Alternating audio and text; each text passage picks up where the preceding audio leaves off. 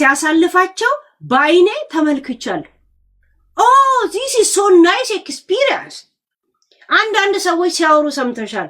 እንትና ፈርዲናንድ ማጅላን እንደተናገረው ሳይንቲስት አልበርት አንስታይን እንዳለው ደራሲ ጋይ ስብሐት እንደተናገረው ብሎ የሚያጣቀሱ ሰዎች አሁን አንቺ ባንቺ ቤት አንቺ ማጣቀስሽ ነው። በሷ ቤት ማጣቀሷ ነው። አይታችኋል? ወዳሪ ጄና ሲያወራ በኤክስፎርድ ዩኒቨርሲቲ ይላል ሲጀምር እሱ ስለተማረበት ገባች። ዶክተሬቲን ሳጠና ምናምን ብሎ ምሳሌ ይሰጣል። ለምን ይቅርብኝ ነው።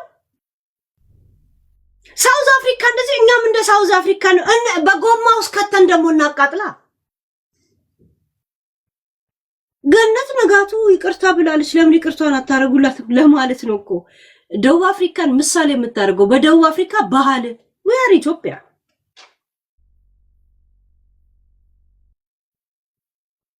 አንድ ሰው ሆዳም ሲሆንና ማንነቱ ገነት ንጋቱ ሆዳምነት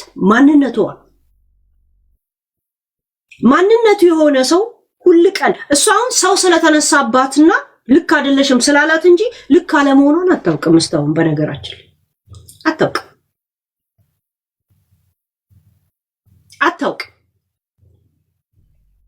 ጭራሽ ለሷ ደቡብ አፍሪካ ጋር እኛ የሆነ መጽሐፍ ማጣቀስ ከበደሻል። ካነበብኩት መጽሐፍ ጋይ ስብሐት የጻፈው በእውቀቱ ስዩም ምናምን የምታጣቀሽው ነገር የለሽም። ደቡብ አፍሪካ አየው እንደዚህ ትራፊክ እንደዚህ ያለ ምናምን ነገር ጭራሽ ደቡብ አፍሪካ ይቅርታ ብሎ ሲሄድ ማለት ነው። እውነት አፍንጫህም ብሏል እንደ ጉቦ የሚቀበል ደግሞ ከደቡብ አፍሪካ ጋር ልታጣለ። እኛ የይቅርታ ባህል የለንም፣ የሽማግሌ ስርዓት የለንም። የእውነት ያ ሰው ከተጸጸተ ይሄንን ባህል ነው ከደቡብ አፍሪካ ይዘሽልን የምትመጪው። ድሮም ግንባራም ሰው ነጭናጫ ነው ጋይስ። እናቴ ትሙ ግንባሩ እዚህ ድረስ የመጣ ሰው ወዳጄ ነህ እንኳንም በጊዜ ተውቃት እናቴ ሰላም የምትነሳ ሴት። አንቺ በእጅጋየሁ ሽባባው ስር ተደብቀሽ ኖሪ። እዚህ የሷን ስም እየቀለብሽ እየመነዘርሽ ኖሪ። አንቺ እከካ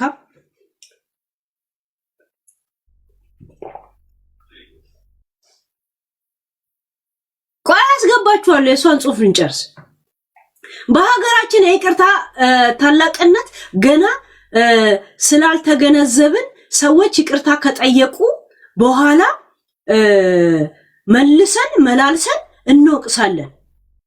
የይቅርታ ትርጉም አልገባንም። እኛ ሀገር አልገባንም። አንቺም ገብቶሻል። ስለገባሽ ነው ወዳጄ ነህ ይቅርታ አርገሽለት። ስለገባሽ ነው ወንጌል፣ ሳይኮሎጂ፣ ሳይካጂኒ፣ ሳይካቡቱ፣ ሳይካ ሆረር ሰንተ ትምህርት የገባበት ትዳር በ4 ዓመት የተፋታችሁት ማለት ነው።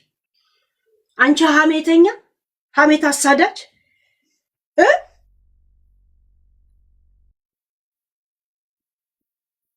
እከካ የራሷ ሩባት የሶታ ማስላለች።